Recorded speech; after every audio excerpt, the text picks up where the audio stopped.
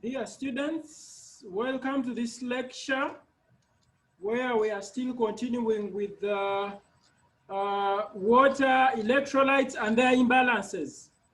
Last time we talked about sodium, potassium. We talked about the forces that, that are basically come into play as far as movement of ions and water is concerned. We talked about things like what electrolytes are, what the normal ranges of some electrolytes are.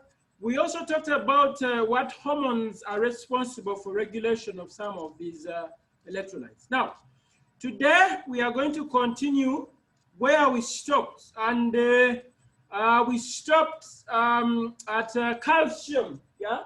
Now, so we are going to look at calcium imbalances and what basically regulates calcium in the body. Now, calcium is regulated by a gland called the parathyroid gland. Now, the parathyroid gland is basically located in the neck, yeah, at the side of the thyroid gland, yeah, and that is where it is located. Now, it basically helps with the retention of calcium in the body, and then it facilitates excretion of phosphate. In other words, calcium and phosphate are basically in opposite direction, yeah? So parathyroid hormone basically facilitates or promotes absorption of calcium in the intestines, and also it mobilizes calcium from the bones. In other words, it makes sure that there is calcium in the blood stream. Now, the imbalances of calcium, the low levels, is what we refer to as hypokalemia.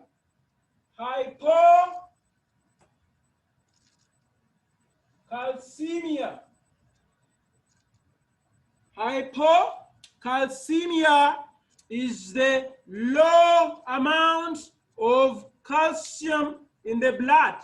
Now, abnormalities within the parathyroid gland or inadequate intake, yeah, of calcium or excessive loss can bring about, hypocalcemia.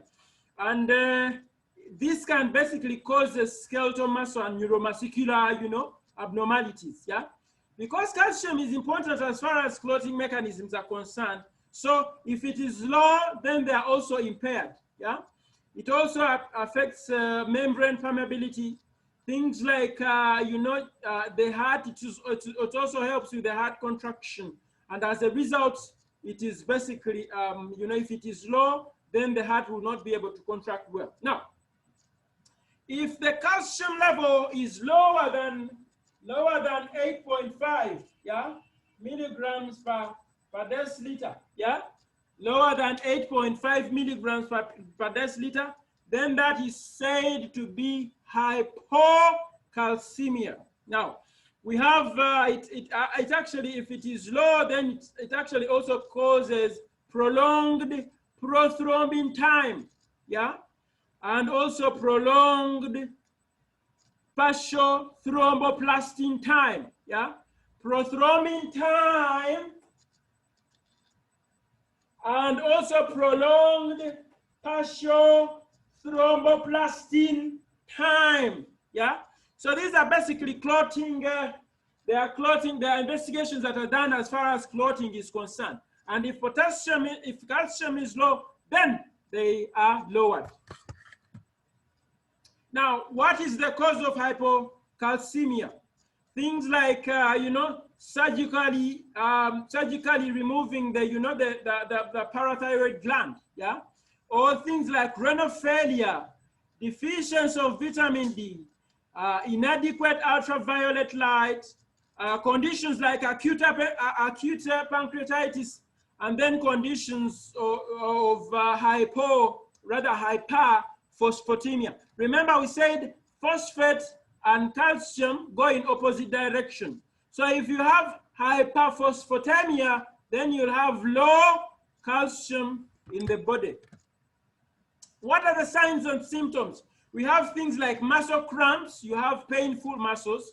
you have what we call hyperactive deep tendon reflexes. In other words, there's so much activity, yeah? There's so much activity, and it is called or referred to hyperactivity. Things like tetany, parathesias, there's what we call positive trossel sign, yeah? Trossel sign is basically when you touch it, when you tie a calf, yeah?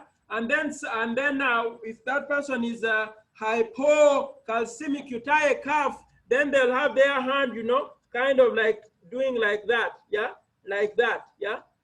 So that is a positive trossel sign.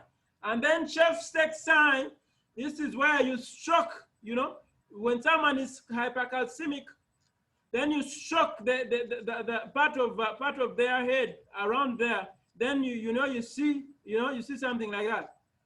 Yeah, so that is what we call chef-stick sign. Then laryngospasms, things like confusion, memory loss, and cardiac dysrhythmias, because it is involved in contraction of the heart. Now, what are the nursing care that you should give? One is that you assess patients for risk, monitor for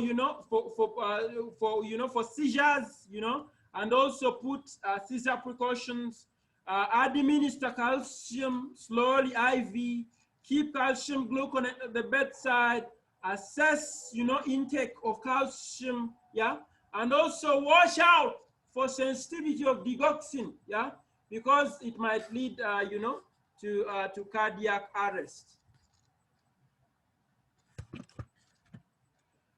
The other imbalance of calcium is what we refer to as hypercalcemia. Now this is where you have a lot of calcium, yeah, in the body, yeah, greater than about 11, yeah, greater than about 11 milligrams per deciliter in the blood. Now the symptoms are directly related to the degree of elevation. Yeah? Clients with metastatic cancer basically are at risk of this, yeah, because there is too much release of calcium, yeah, in the blood, yeah. So other causes can be excessive intake of calcium, things like antacids, yeah, yeah, things like prolonged immobility, yeah. You take very long. The people who are bedridden, basically they have calcium, got from their bones, yeah, into the bloodstream, yeah. Taking thiazides, cancer, things like thyrotoxicosis, all these basically lead to hypercalcemia. Now, the signs and symptoms are muscle weakness, personality changes, nausea, vomiting, thirst, constipation, polyuria, pathological fractures, yeah, because remember, calcium is one of the strongest elements. Now, if it is got from the bones, that basically renders the bones weak. And as a result, this patient has potential for getting pathological fractures. So if the calcium levels are, again, as I said, about 11, 10.5 grams per deciliter, or 11, yeah, that is basically, high, or referred to as hypercalcemia. Now, changes on X-ray, you basically see, you can see those changes, and then EKG can basically also help diagnose this. What is the nursing care? Monitor patients at risk. Ambulate clients, yeah, ambulate. Because if you don't ambulate and keep them immobile, then calcium will be extracted from their bones into the blood system. So it is good to ambulate clients early. Like, for example, after surgery, there should be early ambulation, yeah? Plenty of, fluids should be taken, to excrete the excess calcium. Then, administer normal saline, administering of loop diuretics, things like administering of calcitonin. This one basically helps with the getting rid of calcium. And then avoiding, dietary products, yeah, especially milk. Milk is known or is said to have, calcium, high concentrations of calcium. Now, the other imbalance that we want to talk about without wasting any more time is hypomagnesemia. In other words, this is low magnesium. Yeah?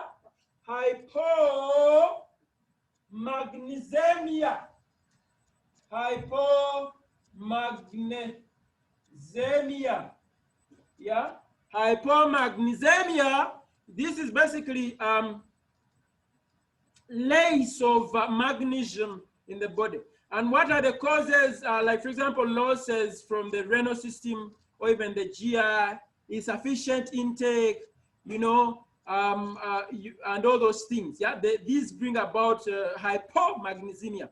And then we know very well that magnesium is essential as far as, you know, muscle contractility is concerned. It is also very essential as far as, you know, cardiac activity is concerned. And also, it is basically plays a role as far as, you know, manufacture of some enzymes is concerned. Now, those are the causes, things like gastric suctioning, vomiting, pancreatitis, alcoholism, starvation, among others. Yeah, those are some of the causes of hypomagnesemia. Now, the signs and symptoms are things like tetany, hyperactive deep tendon reflexes, positive chest stake, and positive torso. Now, we find these again.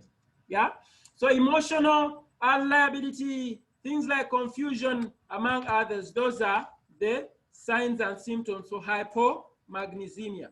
Now, what are the normal ranges? The normal ranges of magnesium in the body are 1.5 to 2.5 milligrams per deciliter. Yeah, those are the normal ranges. Now, if it goes below this, yeah, if it goes below this, then it is said to be hypomagnesemia. If it goes higher than that, then it's said to be hypermagnesemia. Now, other associated changes are hypocalcemia, hypokalemia, and ECG changes. What are you supposed to do? Nursing care, monitor clients at risk, watch for digoxin toxicity if this patient is on digoxin. Yeah. Cardiac monitoring, very, very important. Seizure precautions, treatment with either oral, IV, or even IM, yeah, or even oral magnesium salts, yeah. Monitor urine outputs and inputs also, and also teach patients to eat what is high in magnesium. Like, for example, green leafy vegetables, things like nuts, beans, fruits, and dried fruits also, yeah, among others. These are rich in magnesium. Now, the other imbalance is hypermagnesemia. Hypermagnesemia. Yeah, so this is basically high levels of magnesium. Yeah, usually more than that, more than 2.5 milligrams per deciliter. Now, it can occur as a result of excessive intake, things like renal failure, things like, you know, basically intake via IV, among others. Now, it basically produces a sedative effect, yeah, on the neuromuscular junction, and also diminishes, yeah, muscle excitability, yeah, and it also causes hypertension and cardiac arrest. Things like renal failure, antacids, untreated DKA, diabetic ketoacidosis, and then hypoaldosteronism, adrenalism. These are some of the causes.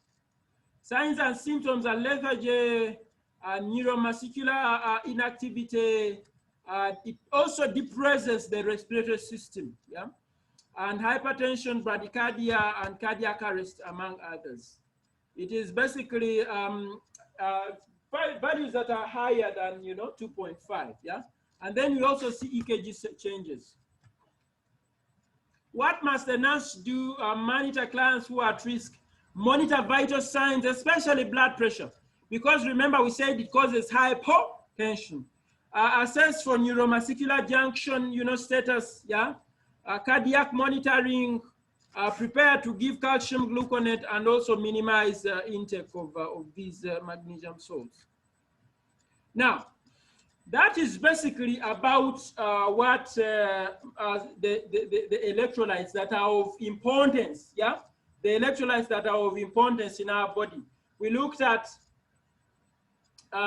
sodium, potassium, chloride, phosphate, calcium, and magnesium. Now, those are some of the electrolytes that are of significant importance in our body. Now, we want to move on to what we call fluid therapy. Remember, we are talking about water and electrolytes. Now, with fluid therapy, this is when you're giving fluids, yeah, to a patient who needs them. Now, fluid therapy is basically has two components, yeah? If you're giving fluids to a patient, then they better be maintenance fluids or replacement therapy. Now, with maintenance, basically means that you're basically replacing the ongoing losses. While with replacement, you're actually correcting the imbalances and the electrolyte deficits. Now, the first part, maintenance therapy, this is usually undertaken when the patient is not expected to eat or drink normally, yeah, for some time, yeah, like after surgery, yeah.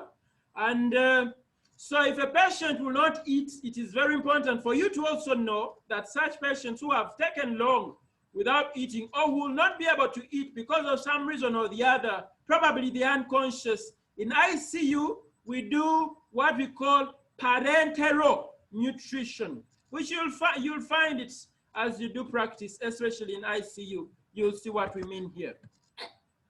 Now, the maintenance requirements are basically water and electrolytes. Now, for water, we basically, the importance of water is basically, most of the necessary water derives water content from food, yeah? However, if a patient is unable to eat, then you want to give them. And it has been estimated that only 500 ml of water is necessary, yeah, to be given in a normal diet patient without increased losses, yeah. And the sources, you know, basically, if a patient does not eat, yeah, so we want to give them what we call maintenance fluids, as we are going to see. Now, what are the water requirements? Basically, water requirements increase with sweating, burns, you know, polyuria, among others, yeah? And the water requirements are basically 1,000, yeah? Actually, in terms of liters, we need 2 to 3 liters a day, yeah? We need 2 to 3 liters a day. Now, there are several formulas that are available for calculating, you know, maintenance fluid requirements, as we shall see. Especially, there's a formula that we call the 4-2-1 rule. 4-2-1 rule, yeah? Now, this 4-2-1 rule is basically, we use this formula to calculate maintenance fluids, yeah? So in other words, this 4-2-1 rule entails that 4-2-1 rule, yeah? So it entails that you give 4 meals per kilogram for the first 10 kilograms, yeah? You give 4 meals per kilogram for the first 10 kilograms, yeah? Then you give 2 meals per kilogram for another 10 kilograms, yeah? Then after that, you give 1 meal per kilogram for the remaining kgs, yeah? For the remaining kilograms. Now, this is basically what the 4-2-1 rule means. Now, this is what we mean, yeah? Assuming you have a patient who is 60 kilograms, assuming you have a patient who is 60 kilograms. Now, for the first 10 kilograms out of that 60, you'll give 4 meals, yeah? So that basically means, what are you going to give? You'll give 4 times 10, which are the 40 meals. In other words, the 4 times the first 10 out of the 60, yeah? Now, what do we have remaining? We have now 50 remaining, yeah? Now, you give 2 meals, yeah, for the next 10 kilograms. So that is 2 times 10, making 20 meals. Again, after subtracting off that other 10 meals, you have 40 meals remaining. Not so? Yes. Now, the 40 meals that are remaining, you give 1 meal per kilogram for the remaining. So if there are 40 that are remaining, so that is 40 times 1, which gives you 40 meals, yeah? So that is 40 meals. So in total, that will give you 100 meals. So that basically means that you will give 100 meals per hour. In other words, you'll give 100 meals per hour for a patient who is 60 kilograms. That is what we refer to as the 4-to-1 rule. Now, if you want to calculate backwards, if you're giving 100 meals per hour,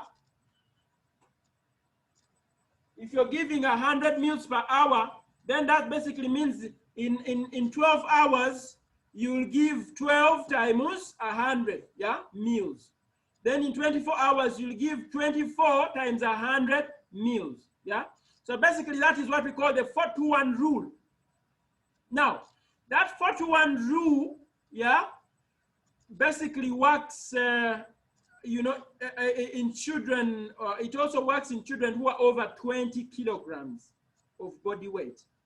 But now, the other thing that you should know, instead of going into these details, yeah, the other thing is that instead of going into these other details, you just get the weight, yeah, of the patient and you add 40, yeah? In other words, we are saying just get the weight of the patient and add 40. Like, for example, if this patient of ours is 60 kilograms, we shall add 40, and that will give us 100, that will give us 100. So this will be the 100 meals we shall give per hour, yeah? So in other words, instead of going into those details of calculating, yeah, you just get the weight of the patient, add 40, assuming that weight is above 20, yeah? Add 40, and then you should be able to give you should be able to get the number of meals to give, per hour. That is what we call or refer to as the 4-to-1 rule, yeah? We have demonstrated that already. Now, what to put in fluids? Usually in these fluids, remember, because they don't need only water, but they need some potassium, yeah? They might need some dextrose. So usually we can put in dextrose 5%, yeah? And about 20 milliequivalents of potassium chloride, yeah, in 1 liter, yeah? To run at a rate of, at a rate of the 4-to-1 rule, yeah? To run at that rate, yeah? And so glucose in the form of dextrose can be added to provide some calories, yeah? And then you basically start with that as we said, yeah? You basically give such additions. Now, if sodium falls, then you increase the concentration of sodium. If sodium rises, then you decrease the concentration. If the plasma potassium falls, then add more potassium. If it rises, then less. And if things are good, then leave as they are. Now, in hospital, usually during stress, we have things that basically come into play. Well, I think we talked about these hormones, yeah, that basically help with regulation of water, like aldosterone, antidiuretic hormone, salt and water retention.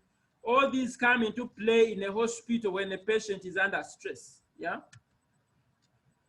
Now, the other part is replacement, yeah? Replacement. Remember, this one was maintenance, yeah? The other part is when you're replacing fluids. Now, with fluid replacement, basically what you do is that you have to initiate fluids as you monitor, yeah? You initiate fluids, you put on fluids like maybe sodium chloride or normal saline as you monitor for signs of fluid, fluid overload, yeah? So hypovolemia or fluid volume deficit is as a result of water and electrolyte loss, yeah? So you basically want to give, yeah? Because the compensatory mechanisms, the RAS system and the different hormones might not be able to give it as fast as possible. So you want to replace what has been lost by giving an infusion. Now, what basically causes hypovolemia? We've talked about these things like diuretics, burns, losses, diarrhea, and low third spacing. Yeah, and basically, what you need to know is when you're assessing for hypovolemia is basically a reduction in water, water fluid level, yeah? So it is very important to assess for hypovolemia, yeah?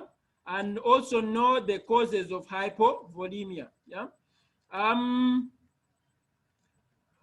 You should also know that hypovolemia can, especially when there is severe bleeding, it can basically lead to hypovolemic shock. And for that matter, then you need to replace, yeah? Basically the signs of hypovolemia is that you have a urine output which is less than 30 mils per hour. The normal urine output should be 30 to 50 mils per hour. But if it is less than that, then the person is said to be hypovolemic. Things like hypotension and even a decrease in pulse, yeah, are basically causes of can lead to hypovolemia. Now, as far as replacement of fluids, you need to replace as you monitor for signs of fluid volume overload. Now, what are the signs of fluid volume overload? One of them is that you will have what we call pulmonary edema. Yeah, so one of the signs of fluid volume overload is basically pulmonary edema. So in other words, when you auscultate the lungs, yeah, you basically feel crackles, yeah. Then the other one can be engorged neck veins, yeah, distended neck veins, distended neck veins, yeah. Things like increased pressure, yeah, increased pressure.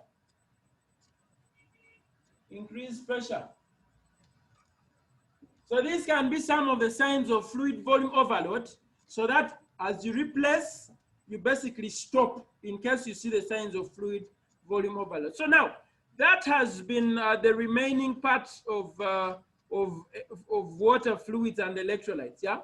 When we meet again, we shall have to do some other topic. Please read more and utilize the book. And if you have any more questions, please do not hesitate to contact me, yeah?